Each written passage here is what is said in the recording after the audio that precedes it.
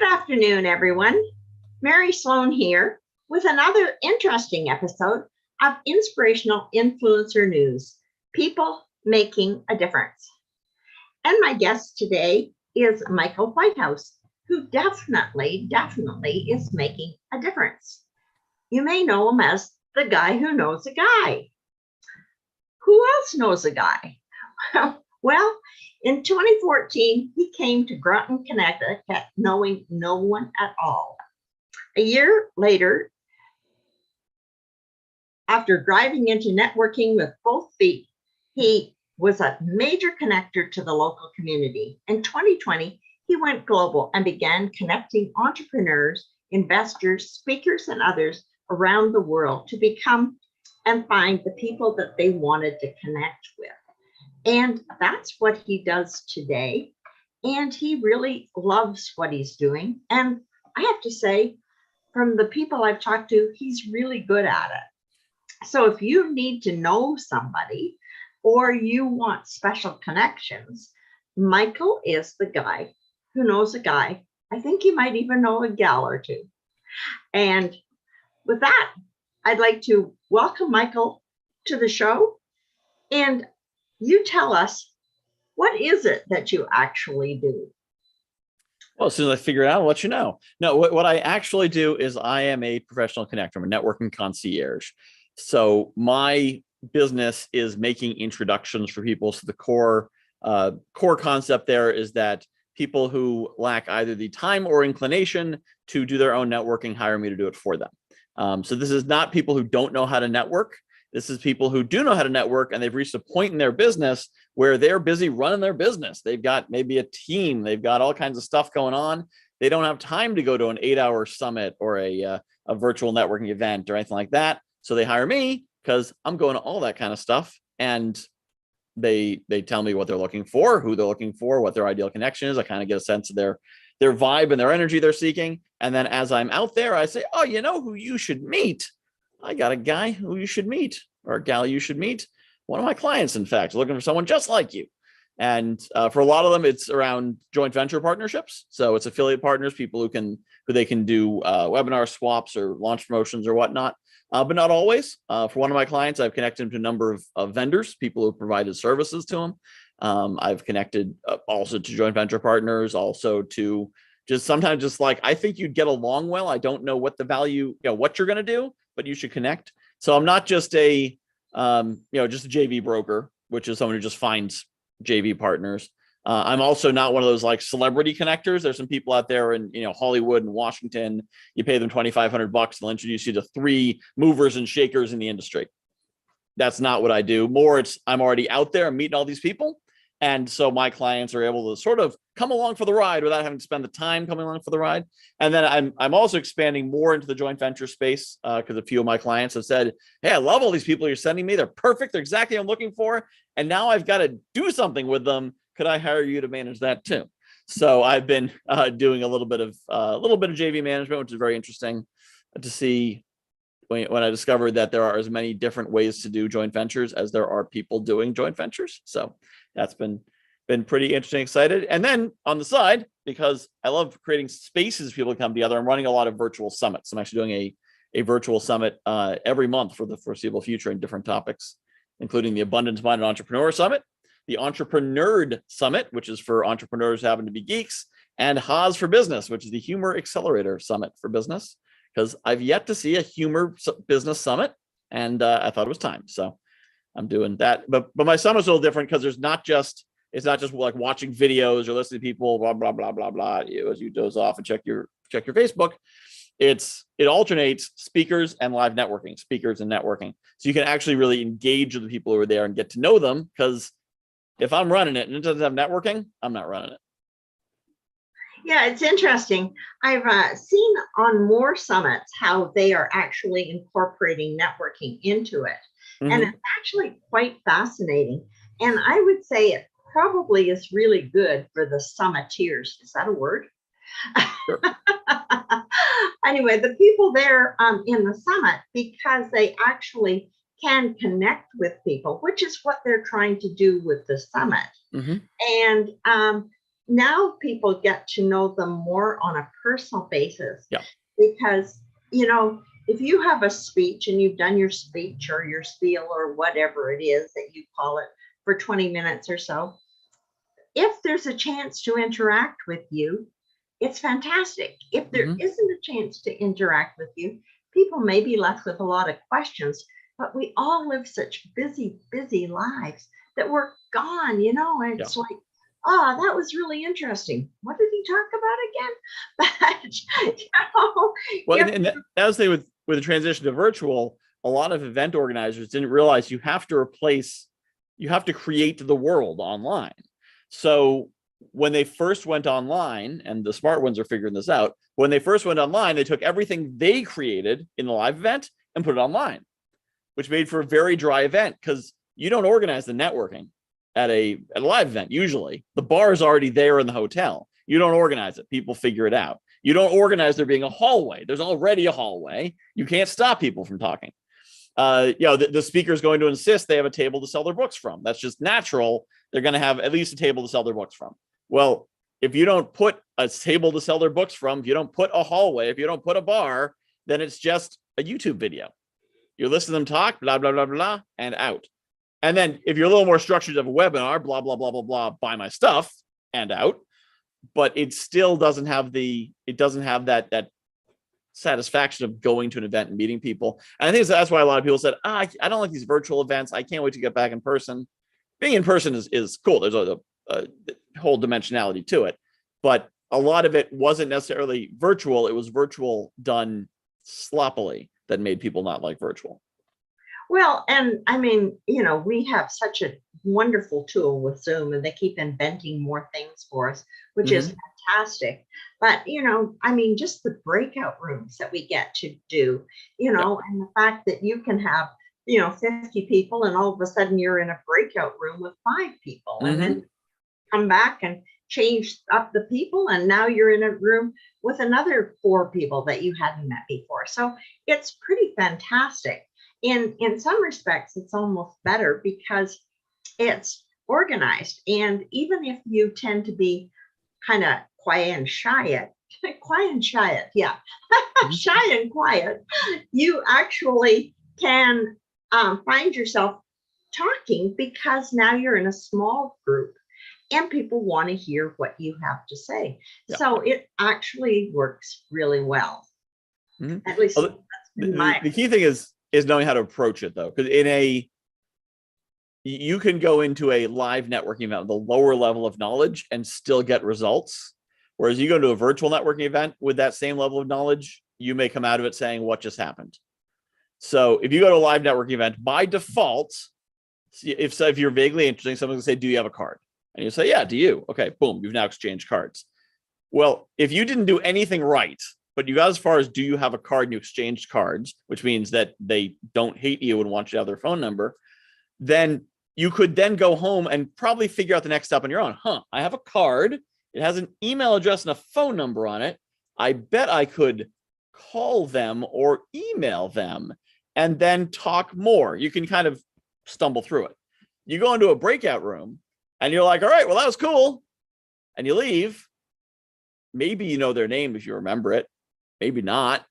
But there's no exchange of cards. So if you're not on the ball, if you don't have a Calendly or Acuity link ready, if you don't have some way of exchanging information, then you just talk to a stranger for a few minutes, and they're still a stranger who you're still never going to see again, because the internet's a big place. So it is important to have those basic things set up. Have your LinkedIn profile ready, or have a calendar link. Because the thing to remember is those meetings, whether it's at a cocktail party or business after hour mixer, whatever, or a virtual networking event, the point is to get to a follow-up call. Business is not done at networking events of any kind. Business is done at follow-up calls that come out of networking events. So you need to go in with that strategy, which doesn't have to be, it's not about your elevator pitch. And if I never hear an elevator pitch again, it'll be too soon. It's not about your elevator pitch. It's about having the strategy of, why am I talking to this person? What do I want to get from it? And then where are we going next? Yeah. And, I guess it's because I've done a lot of JV events, and a lot of the people who invite you to do JV events do help you to understand what you should be prepared to do. Mhm. And so you kind of get ready to share information so that people have some information about you. You're right. So I guess you would call me prepared, Mhm. whereas that's not true for everybody. And so, that's part of what I guess really we can do for people is let them know how to go to these events. And some of them do, certainly JV Directory, the guys that run that, they certainly let you know kind of what to do and how to Mhm. do it, what's going to happen. And, some of the other JV events are really good about that, but that's certainly important for sure. Yeah. And the first thing to have is you need to have some kind of scheduling link. Because if you walk in there and you're like, yeah, let's set up a call, email me, we'll set up a time, then my thought is like, wow, magical time traveling email. I can reach you in 2019. Because after 2020, we got scheduling links, we got Zoom, the whole world changed. And that was kind of a basic thing that you don't email back and forth like, it's Tuesday at 4:00 work. No, how about Wednesday at 3?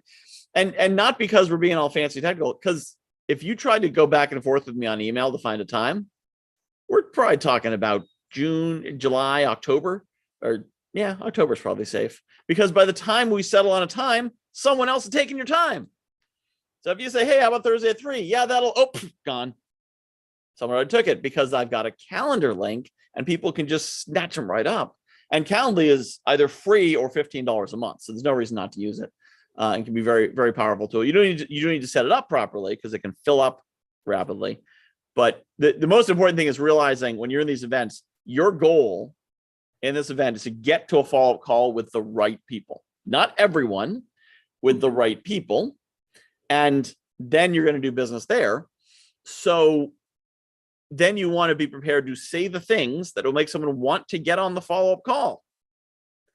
And that is usually not, most people start with this elevator pitch, which is full of junk.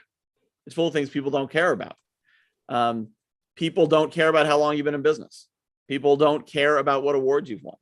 People only care about what you can do for them and what you might do collaboratively.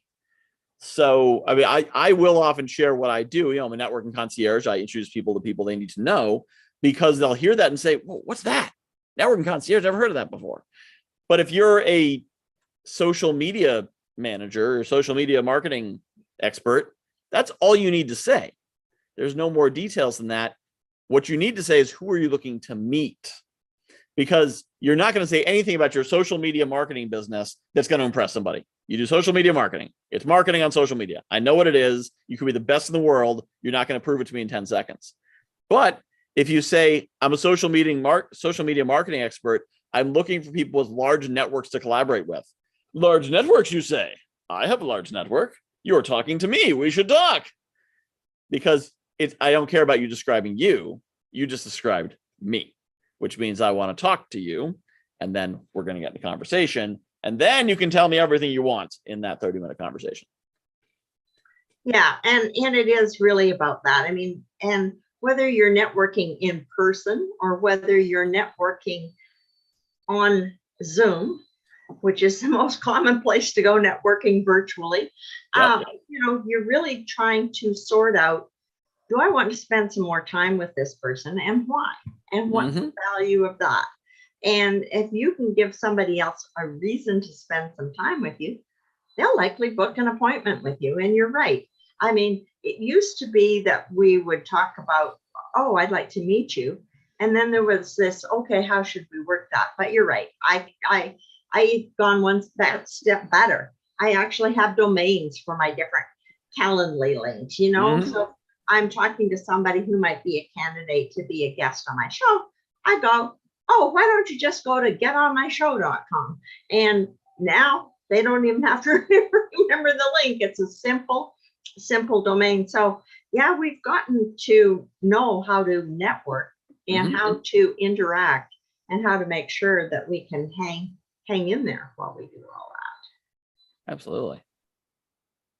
So what else is a networking trick that you've discovered? Let's see. Well, I've got a few of them. You could say I I could fill a book with them. Yeah, because I've actually divided networking into 5 levels of networking, which I call the ninja networking system. So it's ninja because that's an acronym for networking, introductions, non-competitive partners, joint ventures, and affiliates. Oh, wow. Very good. So level 1 is networking. That is, you should go to a networking event. This is the person who goes to the event and they're looking for their clients at the event. So I call this network prospecting. Done right, there's nothing wrong with it. Done wrong, it's obnoxious. Done right, there's nothing wrong with it. It's actually what I did when I published my little magazine back before the pandemic began. I was basically doing network prospecting. So I used the networking event to meet a lot of people, to share what I did. If people were interested, then engage and say, hey, let's have a conversation. It's better than cold calling, but it's not the highest form of networking, but it's a good start. The second level of networking is introductions. That's where you realize the real value is not the person you're meeting, but the people they know. All right, groups like BNI, AM Spirit, Success Champions Network, groups like that are all about this level 2 networking, because you get to know the people in your group. They become your non-competitive partners. And then you support each other through ongoing introductions on a regular basis. And what I've found is a lot of people get to level 2 and they think they've gotten to the top of the mountain because they were level 1, and then they discover level 2 and they say, aha, I found it. I found the secret. I'm there. I know I'm a master networker. They don't realize there's 3 more levels. And the challenge they run into is that at that level, if you think you're at the pinnacle, then you think you want to start tracking things because you're doing everything you can. Now let's track it to make it better. So you're going to track how many sales calls did I get? How many leads did I get? How many introductions I get? How many sales I get? How many dollars, blah, blah, blah. The problem is that what gets measured gets done. So if you're focused on getting sales calls, getting sales, prospecting the people you're talking to, people are going to pick up on that. And, you do that and I'm talking to you, I'm not going to be offended that if you're doing it well and you're not being salesy, but I'll know what you're doing. I can tell that you're just looking for, you're looking for sales you can make, and you're probably measuring this. But at level 3, when you get past level 2, you're no longer looking for introductions to customers. You're looking for introductions to audiences. So a non-competitive partner is someone who can support you on an ongoing basis, referrals back and forth. It's like being able to create your own BNI group personally. You don't need a group anymore. You can find your own partners who you can regularly refer to. They can regularly refer you to, and they may refer you to other people who can give you introductions. Level 4 is joint ventures. That is where you're actually partnering with people. Now, even something as simple as a podcast, having someone on your podcast is a form of a joint venture. It's a very simple joint venture, but joint venture, you're doing everything one-off. So you're saying, hey, let's do a joint webinar. We'll do a webinar together. We'll both promote it. We'll both share our thing. Or let's do a webinar together and I'll give you 50% of all the sales we make of my product. You kind of interview me and introduce me. Those might be joint ventures, but they're one-off kind of things. And then the 5th level, the top level that I know of, although there may be a level 6 I haven't found yet because I've learned what level 2 is like and I used to be there. So the 5th level is affiliates. That's when it's systematized. I'm running a workshop in late June. If you're interested, I'll put you on the list. We'll send you the swipe copy. We'll send you the materials. You'll tell us when the whole system. We got someone managing it. And so we're going to have 20, 30, 40 people promoting one thing. There's a leaderboard. There's all kinds of structures in place. And that's so you can really maximize that effect at scale. And then, of course, everyone does the levels below them. If you're at level 5 and you're doing affiliates and launches and everything, and you go to an event and you run into someone who can use your program, you're not going to say, oh yeah, let me find you an affiliate link, right? You're going to hand them your card and say, let's get on a call, we'll talk. Or, why don't you just go here and sign up? You'll certainly take a sale from a networking event, but it's not what you're going there for.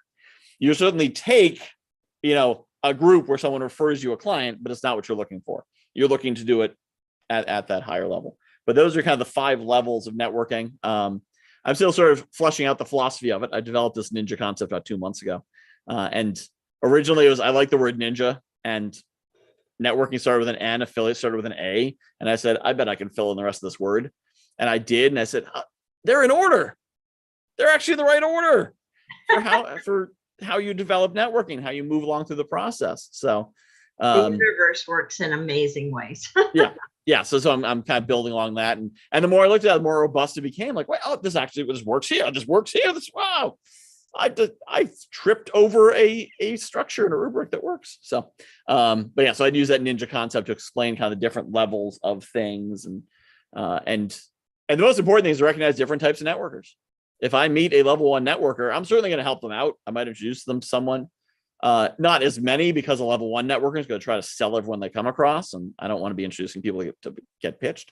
But if they're a good level 2, level 3, I'll introduce them. But there's only so much I can do with them, because they can't collaborate at that higher level yet. And so I'm working on developing resources to help move people up the levels. Get someone from 2 to 3 to 4. Level 5 is pretty advanced, but to get to level 5, you really need to have at least one assistant, usually more. You might need a JV manager and whatnot to manage the systems for the systemization. But certainly anyone can get to level 4 just by knowing what they're doing, and by understanding that collaborations are the thing to do. Now let's figure out how to do them. It's interesting. I've known about affiliate marketing, done a lot of affiliate marketing back in the day, and didn't consider it an upper level skill at all. The people who create these and spin out these affiliate products all the time actually quite annoy me quite often. So I had some issues with affiliate marketing. So hearing you describe it as an upper level is kind of interesting. Well, it's an upper level of complexity. It's not necessarily a higher form of networking, especially done wrong. And what you end up happening is, so the people who create the affiliate program, they're level 5, and they are often making deals with other level 5 people, especially in this space. I mean, I'm talking about, your joint venture insider circle and JVology and JV directory, and JV top table and Rob Goyette and Nancy Jutton and all these kinds of people who work at this level. I know how to share audiences. Tom Poland's another great one. They know how to share audiences with one another. And so I've got an audience, you've got an audience, 10,000 people. I've got something they'll be interested in. Let's share them. The affiliate marketing most people think of is multi-level MLMs, multi-level marketing, network marketing, that kind of thing. That is where they call it 5A, because it's kind of off to the side of, I think it's level 5. A sophisticated company basically finds level 1 networkers and has them pitch a product for them. That's not necessarily networking at all. That is affiliate sales. That's salesmanship. That's hiring salespeople, straight commission, to sell your stuff. Now you can then use that once you're attached to them and sell at level 1 or 2 or 3 or even 4 or 5. But those affiliate marketing companies have given it a bad name because they hire people who don't know what they're doing. They don't train them properly. And then they kick them out in the world starving. So they're desperate. And so a lot of these companies have a really bad reputation because somebody invested $1,000, $2,000, $3,000 in this opportunity, and now they've got to get it back, and they don't know any better. So they're banging on every door and saying, please, please, please. They're level 0 networkers. They don't even know how to network. They don't even know how to approach people in groups properly. So they're calling all their friends and family and be like, please buy my stuff. I got to recoup my investment. So yeah, that's a whole different thing. Affiliates, when I talk about it, are what Tom Poland calls OPN, other people's network. So if I have thousands of people in my audience and you've got a product that would fit them, I promote your product to my audience or your webinar to my audience. You give me a percentage, and there's all kinds of different ways to do it. Sometimes it's you promote to my audience, I promote to your audience. No money changes hands. There's all kinds of different ways, but it's about the idea of we all have different audiences, and if we promote each other to our different audiences, we all do better. That's how it's supposed to work. So when I say level 5 networking, like the people who run Amway, they're not level 5 networkers. Well, I was thinking more of the JB Zoo crowd, and that's a true affiliate networking, and people create products specifically for that. Mm-hmm. Bank, and so there's many levels of affiliate marketing and many ways to do affiliate marketing. Yeah, I've always been I haven't looked too much into this like Clickbank concept, the like there's all these different programs, because I've always been like, but what's in it? Is it any good? Is it any quality? I don't know. Do I want to sell it? And I've talked to some people who believe that you shouldn't promote anything you haven't done. Anything you haven't bought. Now, that of course doesn't work for everyone, because a lot of these programs are $10,000 and you can't have bought too many of them unless you're at a certain level, in which case you have bought them and they've worked for you. but so I've heard some people say, yeah, they won't promote anything they haven't bought. My thought is, I don't want to promote anything where I don't at least know the person. So I had someone reach out to me recently and say, hey, can you promote so-and-so's webinar? I'd be like, cool. I don't know him. If I can talk to him, maybe I'd be open to it. But I'm not just going to promote based on what the click-through rate is and what the sales rate is, because that's how you sell junk. This is about networking. It's about knowing people. You can't just pull an affiliate link off a website and go promote it.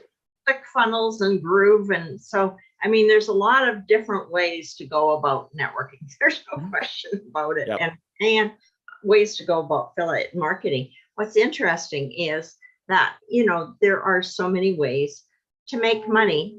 Find something that you're passionate about, I mean, you invented networking concierge because that was a passion for you. And that, I think, is wonderful, because, if you can do something that you're passionate about, you don't work it, and you don't work in even a second in your life, because you're so enjoying it. And that's a gift, and for a lot of these people who have to get up and go to the job, they don't have that opportunity. So we're fortunate. We get to define our working day, and we get to find the things that we're passionate about.